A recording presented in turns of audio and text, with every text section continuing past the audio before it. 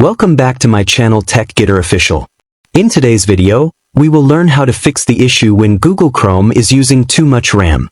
Firstly, open Google Chrome on your computer.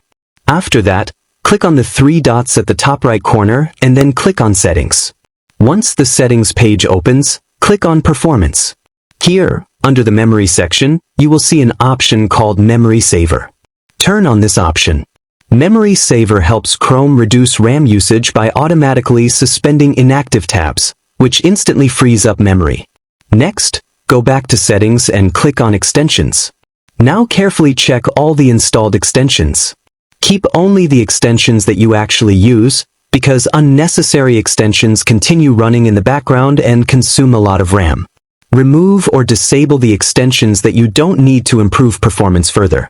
After that, click again on the three dots menu and select Delete Browsing Data. A new window will open. Here, choose the required options and click on Delete Data. Clearing browsing data removes temporary files and cache data, which also helps reduce memory usage and makes Chrome run smoother. That's it. By following these steps, you can significantly reduce Chrome's RAM usage in just 1 minute and improve your system's performance.